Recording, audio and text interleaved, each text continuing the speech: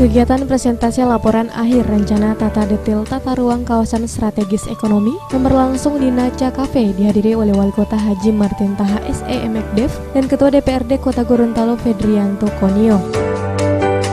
Pembangunan di Kota Gorontalo difokuskan pada pengembangan kawasan yang memiliki potensi ekonomi yang dapat meningkatkan kesejahteraan rakyat, khususnya terkait dengan penataan rencana umum tata ruang kota (RUTK). Secara umum, penataan ruang mencakup 3 bagian, yakni berkaitan dengan struktur kawasan strategis untuk membangun ekonomi kawasan, pengembangan sosial budaya, dan pengembangan penataan lingkungan. Penataan ruang kawasan strategis dilakukan untuk mengembangkan, melestarikan, melindungi, dan mengkoordinasikan keterpaduan pembangunan nilai strategis kawasan dalam mendukung penataan ruang wilayah. Kota Gorontalo tercepat dalam penyusunan rencana tata ruang.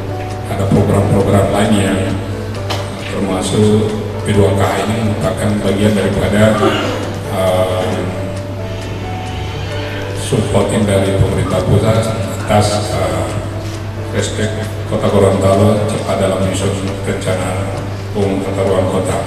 Setelah disusun rencana umum tata ruang kota, daerah itu memang diwajibkan untuk menyusun rencana desa tata ruang. Oleh karenanya seluruh untuk kita juga dievaluasi oleh provinsi setiap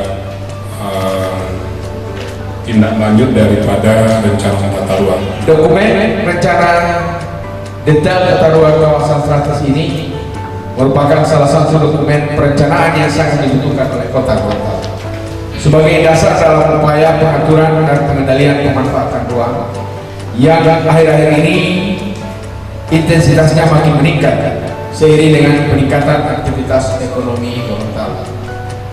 Pertumbuhan ekonomi, peningkatan investasi, dan perkembangan jumlah penduduk ini tidak bisa dipungkiri akan membutuhkan ruang-ruang kehidupan bagi masyarakat.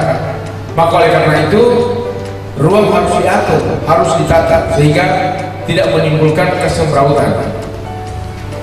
Selain itu, dokumen RDTR ini juga akan menjadi acuan dalam penyusunan dokumen-dokumen perencanaan lainnya.